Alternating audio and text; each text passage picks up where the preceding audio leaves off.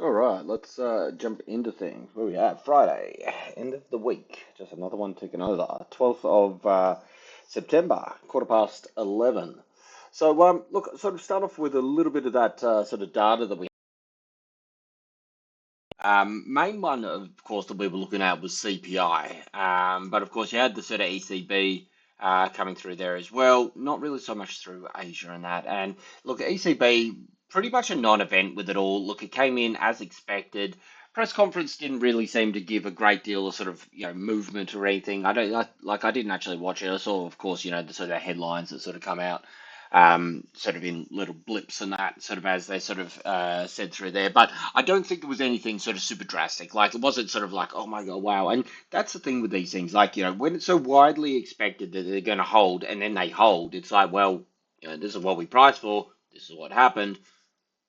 Maybe you get a little bit of movement around it based on the idea of it, because obviously not everybody's in that camp, but the general consensus is that everybody's in that direction. Maybe you get a couple of people who've got these outside bets on, basically, sort of thinking, oh, look, you know what, we'll get long just in case they do sort of hold rate. Sorry, yeah, in this situation, sort of like, if they give a shock, if they're expecting a sort of big, if they're expecting a cut and then they hold, or if they're expecting a hold and then they cut, and you'll have those sort of outside bets and that. So you'll see those positions peel off as soon as they see that, hey, look, that wasn't the case. That's a pretty good risk reward. Get out of the position straight away. Blip in the market, not really anything to sort of record or report on. CPI was obviously the sort of the big headline sort of bit of data sort of overnight, and this was the one that sort of like really they were looking for a bigger tick up. I thought they were actually sort of looking for a three handle, and I said yesterday that look, if this thing came in with sort of like a three handle, that you would see probably US dollar catch the bid a little bit. And if you saw a two handle, I use the two here, most likely we'd probably see a little bit of a sinking of the US dollar. Now, in theory, this is a inflation ticking up. So it's like, okay, well, hey, we've got a bit of inflation. So you'd be sort of thinking about that. Their core came in flat, month on month up a tick as well, actually up two ticks there as well, above expectations. So if you looked at just that data there, you could sort of make the argument that hold on, wait, inflation's moving in the wrong direction. Is this really the environment and the time they want to sort of cut into it?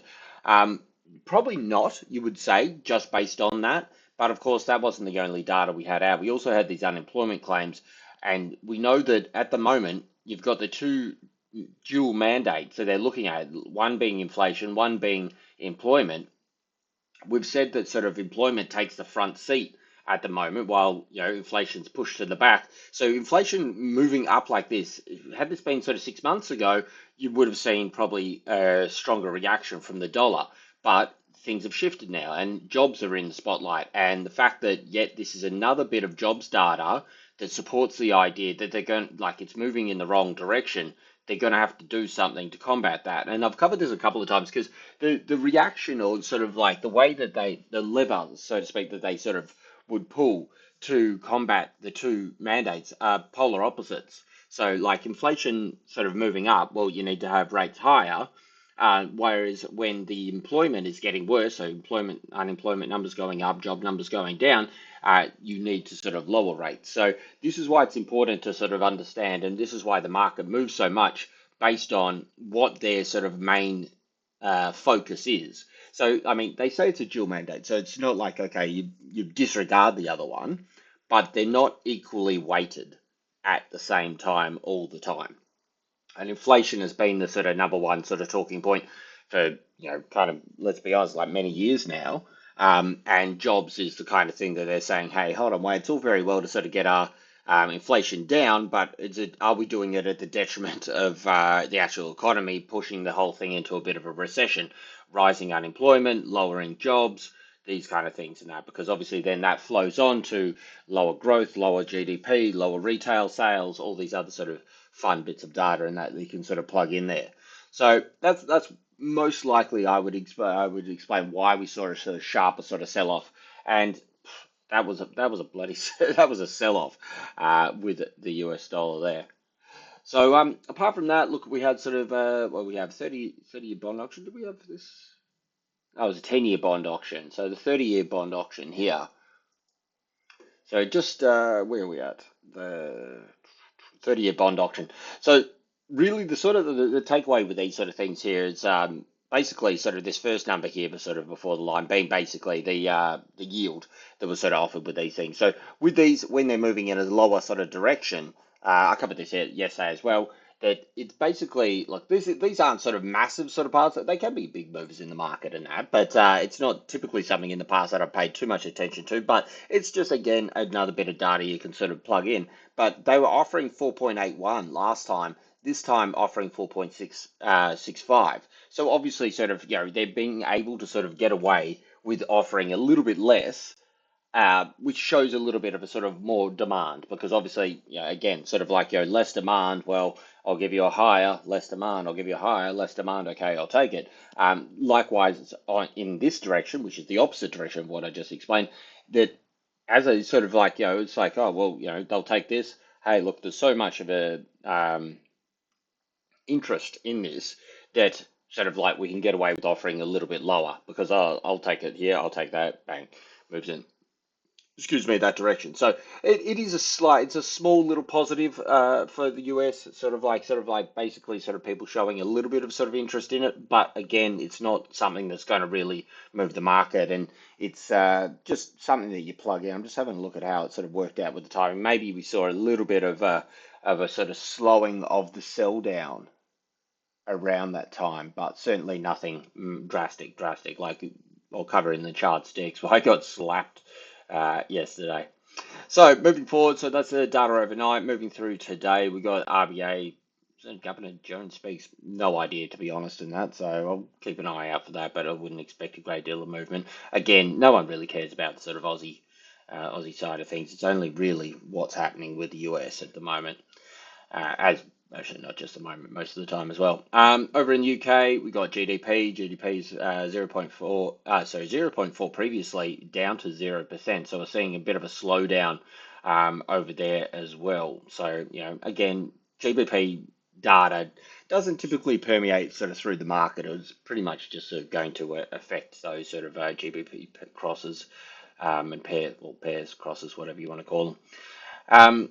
Moving forward, not really anything of note, not really a bit of China data, tentative, whatever, not really interested. Moving forward, and then tonight, just to sort of finish things off, we got consumer sentiment. I think I covered this the other day. It's on the lower side of what we've seen for a while. But again, it's not as bad as it was around that April, May. So you can see that that's a bit of an outlier there, where was obviously April was when we had the uh, Liberation Day tariff board came out and all that kind of sort of stuff, and obviously that sort of shook everybody a little bit, but it's bounced back up and it seems to be sort of floating around this sort of level here, but no movement from last month as to sort of what they sort of expect moving through there. We've seen a revision of 4.9 down to 4.8 in inflation expectations. So obviously you don't get a forecasted number for that because the actual number is the forecast number of what the expectations are. So look, these things could sort of give a little bit of a kick into the end of the week, but again, not really massive bits of data. And of course, everything's going to be looking towards next week on the 17th, which is I think the Thursday morning, I think it is Melbourne time, FOMC. And of course, that's the big one. It's what we've sort of been building towards, last couple of weeks, really. All right, so jump onto the chart. So start off with US dollar because we saw that get absolutely crunched, and it's interesting because a lot of these things, gold, Aussie.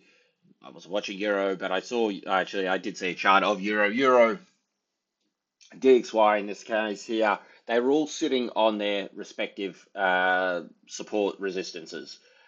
This was a level that we wanted to see it sort of get above that 98. We can see it's a level in which the market has viewed it a couple of times and said, hey, look, you know what, we're going to buy it off here, we're going to sell it down, unable to hold above, yada yada. That was the line that I wanted to see the market close at least an hourly above, and it dribbled up towards it. That's fine. We knew it was going to be a bit of a magnet, and this is the thing. These levels have really sort of played their part this week. So, the market's respecting the chart, but that data that came out, and as I said, the job numbers, sort of unemployment numbers ticking up, and that inflation moving up, but not drastic kind of thing. Because remember, they sort of a couple of things with that. It's like 2% is the target. That's the universal target. It always has kind of been. But then they sort of changed it to 2 to 3% band, and then they sort of said the other week, I can't remember the exact wording of it, but it was like they were going to take, they were working out an average or something. It was like some sort of movable, like kind of a variable kind of outlook of it, which again is basically just saying that, look, 2% is not our direct goal target at the moment. We're happy to have it run a little bit higher because maybe in time it's going to get a little bit lower, whatever. As long as we can kind of average it out to that two, we're still going to say we win. And regardless of it all, inflation wasn't going to be the big kicker. It needed to be a big question mark that got added to the equation. And the fact that it came in a little bit hotter, well, that's not too bad. They can live with that. Jobs we know is in focus, and jobs, again, was just yet another bit of data that's been weak. So if you look back just the last 2 weeks, we had JOLTS miss, ADP miss, NFP miss, and then unemployment claims jump up significantly this week.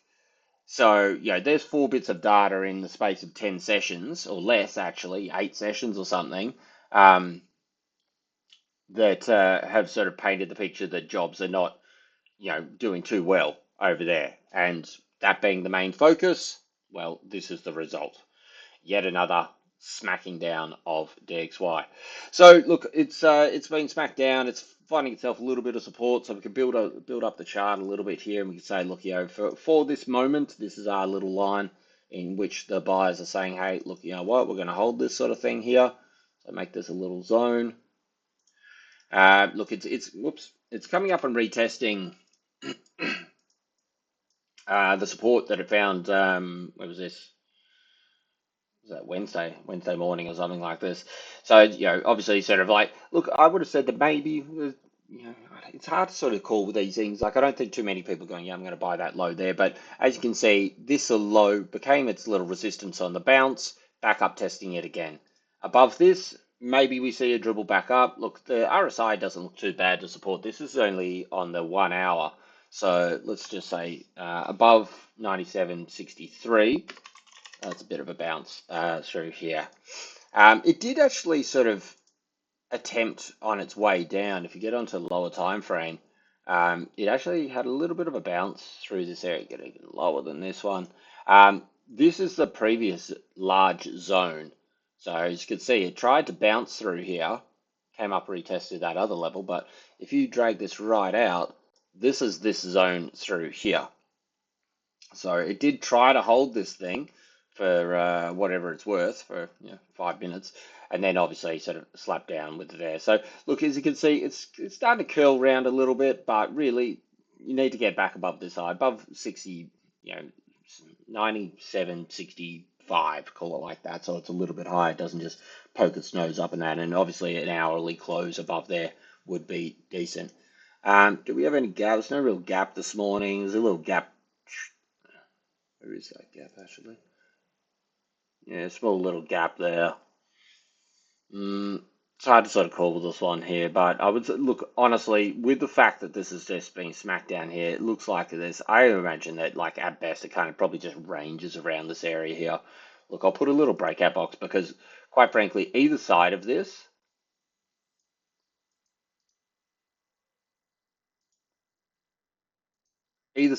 will probably give us our direction. In a sort of pure technical sort of sense, you could say, okay, well, this is consol. Oh, geez, those alerts are bloody loud. This is consolidation, and consolidation favors direction than that the market moved into it. So, in a pure sort of technical sort of aspect, in that you would expect this probably to sort of continue and sort of moving down. This is just a little stalling point before it sort of moves back down over here.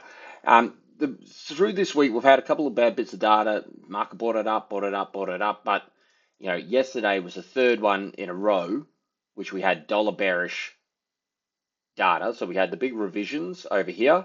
market sort of acted as it should and then bought it up. We had, what was the other night?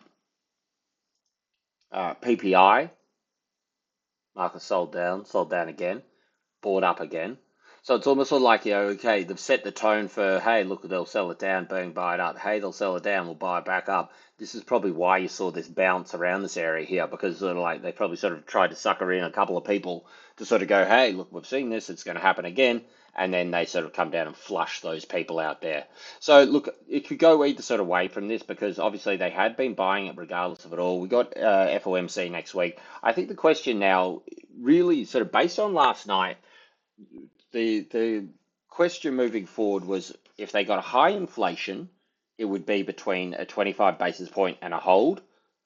They didn't get that, so I think the question now is 25 base point and 50 base point cut. I don't think they're going to cut 50 base point, but I think this is why you're seeing a little bit more sort of heaviness on US dollar. I just had a quick look at that Fed watch thing. Again, this is not the gospel. Well, can this one come in here?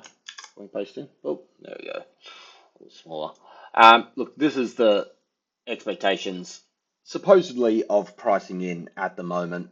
This has been dancing around a little bit. This actually got up around 10% last night. But as you can see, look, the heavy consensus is 25 base points. So think about it like this, that the market is sort of pricing for this to happen. If this happens, well, a lot of this movement, a lot of this weight that we've seen all the way through here is with the expectation you're going to get the cut. You're not going to buy it before you get the cut because most likely, you're going to see things weaken. I mean, that's the textbook sort of reaction that you would expect from these sort of things. If we do get a 25 base point, you're kind of muting that. You've also got part of the participants in that are pricing for a 50 base point cut. That'll be a disappointment to them. It's not necessarily going to be the thing that goes bang and explodes it up over here, but it could lead to sort of a little bit of a balancing of it. So I would say if the question now is very much, and it probably was beforehand as well, 25 base point or 50 base point cut. Whereas had we got a really high CPI last night, it would have been between a hold and a 25 base point cut. And this is why you saw US dollar strengthen up coming into it, because it was sort of thinking like, well, if they're potentially going to hold, do we want to be super bearish on the US dollar? Well, in that instance, no, you don't. So that's why we probably sort of saw it move up into here. And then people go, oh, hold on, wait, inflation isn't an issue. Jobs are bad, or even worse, and bang, and we sold it down over here, and here we are now. So look, I think this is most likely just going to be fairly dormant through here. If we break through and set this alert, then I think there's a chance that we could sort of dribble up a little bit higher, but I wouldn't be sort of betting the house on at this stage. I think we're probably just going to cruise out through the rest of the week. Likewise, a breakdown underneath sort of 97.47, and then you're really going down to sort of test these lows from the last couple of weeks and that. I wouldn't be enough to sort of say that's a sort of bear flaggy kind of thing. That takes you all the way down here. I mean, look at that, lines up pretty well with the 127 retracement of that. But I would say that most likely we're either going to range here or a little bit of a break higher. One of the big beneficiaries of this was the Aussie. Because obviously, look, Aussie isn't part of the DXY, know that, but it is something that has been trading incredibly heavy for, last couple of months. Even though it has been grinding higher, obviously, as you can see, let's put on a decent time frame, 4-hour time frame. It hasn't really been sort of acting as well as a lot of the other US dollar crosses. I covered this yesterday, that these are the kind of four things that are going to be pushing Aussie. And, you can sort of update it a bit more. US dollar going up, one moving down. One moving down, kissing that sort of resistance level, support level. RBA, look, I don't think anything's really changed for the RBA, but, as I said, if you look at sort of inflation as their last sort of number, we jumped up 1%. So there's a question mark on whether they're going to hold or cut again. It's not so clear cut that they're going to cut. And then when you sort of weigh the two against each other, well, Fed's looking like they're going to cut, RBA's a question. Well, that means that, your RBA is sort of a potential pusher driver, albeit a smaller one compared to some of these other ones. But it is a sort of driver for the top side there. And then you've got equity markets who just seem absolutely unstoppable. I mean, look at this. I was looking at the Nasdaq. Look at this. Since the 2023. What's the Nasdaq here? It was on a weekly, sorry. Look at this. This is just insane. This run up through here. I remember charting this. Like, I mean, I don't trade Nazi really anymore, or I haven't for a long time and that, but I remember sort of trading this channel breakout through here, and I was like, ah, oh, look at this, and some Elliott wave stuff. I don't do Elliott wave, but, you know, the theory, and look, it was pretty close actually. Sort of got up top here, market sold off here a little bit, but look at how far it's gone since that. I mean, we're talking 124% gain since January 23. So all of 23, all of 24, you know, what, three quarters of 25, 124%. And you can see that this sort of sell off in April, you know, absolutely smashed everybody and everything, wiped out the whole year for everybody. Um, you know, it's just bounced back up and it keeps continuing grinding higher. So, you know what I mean? And it's not alone. I mean, look at, there's Nikkei moving up, US 30, new highs. You know what I mean? Like, so equity markets are very much, back to what we're talking about, Aussie, equity markets are very much pumping along. Oops,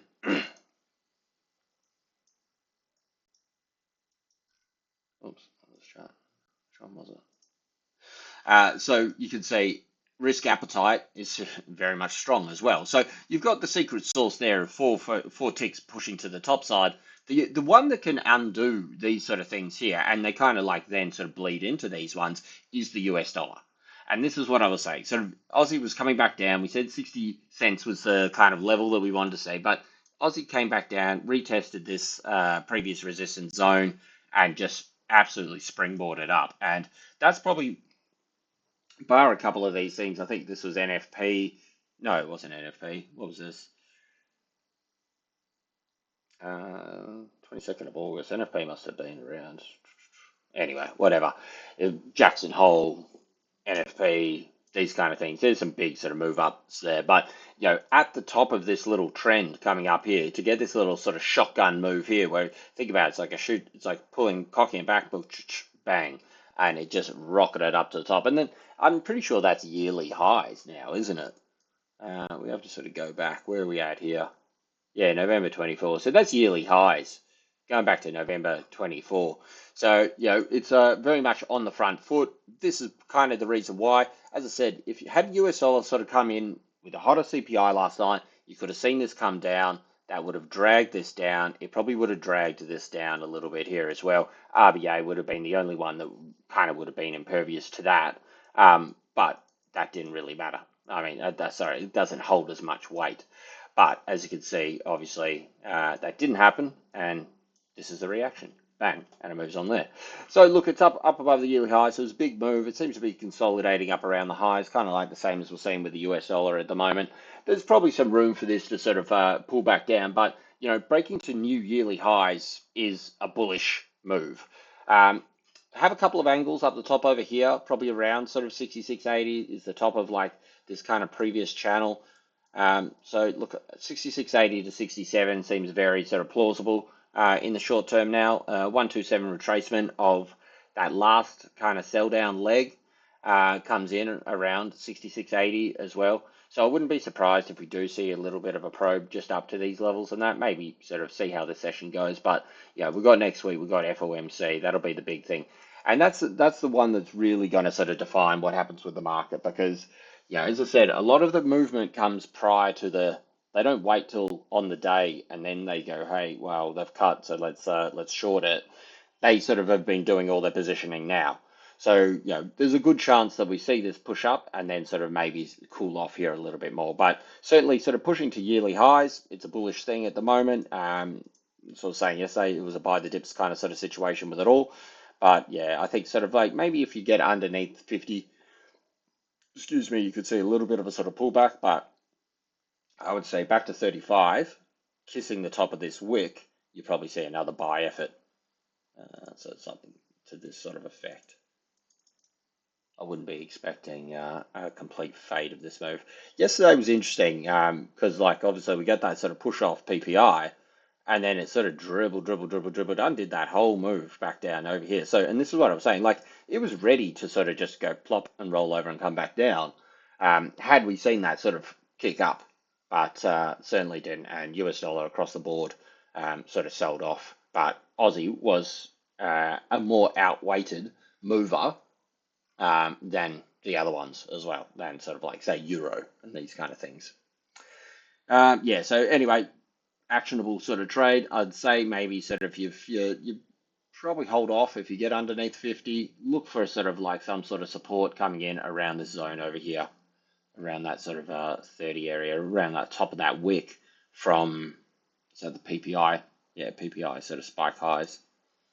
So across this zone here. I wouldn't buy it after this. I mean, it looks like it's kind of struggling to push a bit higher here. We're coming into the 60s as well, which we sort of know, which I always sort of cover the 60s, the 20s, and the 90s. If you trade Aussie, they're the ones that sort of tend to really sort of start to sort of stick things up a little bit. Where am I at? There we go. There. And bang, up into the 60s and sort of pulling back down here. So yeah, underneath 50s, maybe look at 35, look for a 35 bounce, and then sort of see to target back for these highs. And that's, again, same with that sort of structure.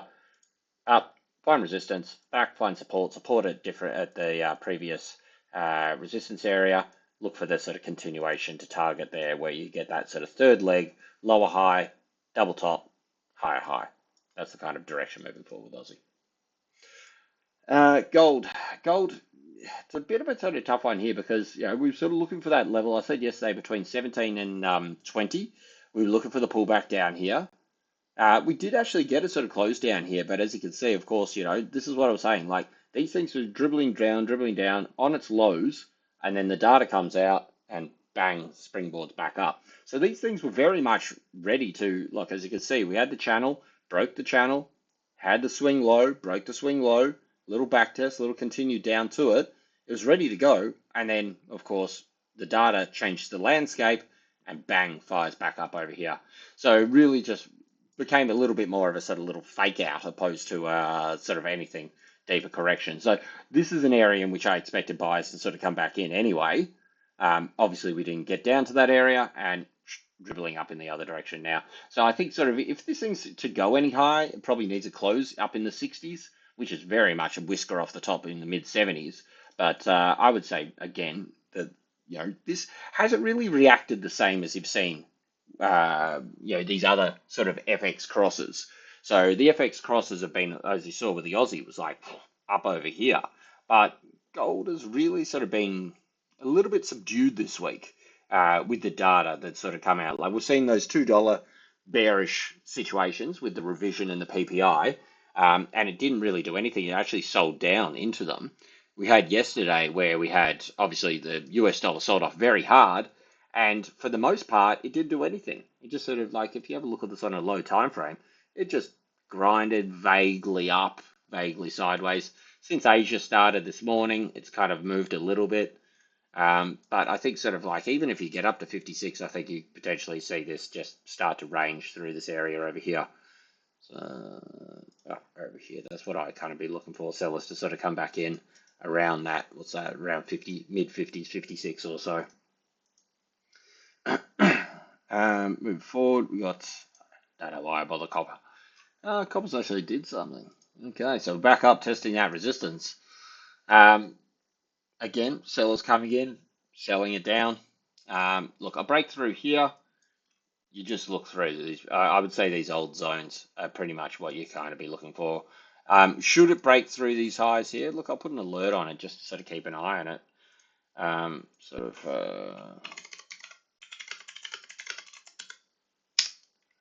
Breaking out of the box and that, so it might actually sort of produce something here. But again, even if you do move up, where we at? This select this here, drag this across. This is your sort of fib retracement from that massive sell down. It's just unbelievable, that one candle. This is all the way down here. So, moving just out top of the box, you got the 23% fib. Above that, you've got this sort of a horizontal, I would say, sort of a break above here. 23 fib, I don't think maybe kind of may hold it so much. Maybe a bit of an overshoot, but I think definitely 477 would find sellers again. So, maybe a little short term up there, but I would be pretty quick on the trigger around here because I imagine, like we saw with this level through here, sellers will come back in. If you take them out, that's great, but now you've got to deal with these guys that tried to buy it through here. So I still think it's a little bit of a risky play with copper at the moment, till things are proven a little bit more.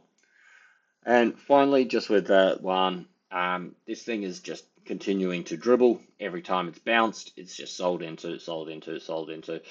Kissing that line again. There's actually sort of a bigger close. Well, this is a 4 hour close down underneath its little zone that was making over here. I've still got that alert set at 7129, so call it 713. Above 713, you might see a bit of a squeeze up. This falling resistance is going to be interesting. Let's put an alert on that if we haven't already. This may sort of provide a little bit of a stopping for it should it sort of get up over here, as we've seen sort of sellers have sort of held that line a little bit down over here. So any sort of move up over here, again, I'm managing to be sold into, but this is a weekly time frame support. This is not going to go easily. Even sort of like down here, it's a fairly big, because it is a weekly, it's a fairly big little window for it through here. So, I mean, even sort of pushes down here, I imagine these things to be bought and bought and bought again. You're going to need the FOMC probably to cut 50 base point for this to be broken through down over here. I just don't see the benefit of it going much lower at this point. As I speak, we're sort of seeing US dollar test up a little bit there. Aussie's back down underneath its wick. Well, it's not back underneath its wick. It's actually testing underneath that little small time frame wick here. So we could see, should it probably take out this wick over here, 53. Let's put a little alert just there. Oops. Actually a little cooling sort of thing. So yeah, I would say sort of that's probably a good course of action there. But yeah, so finally just with the one, look, again, it's trying to find some buyers. Same with the US dollar and that sort of early in this session. They've beaten it enough, it seems, for the moment.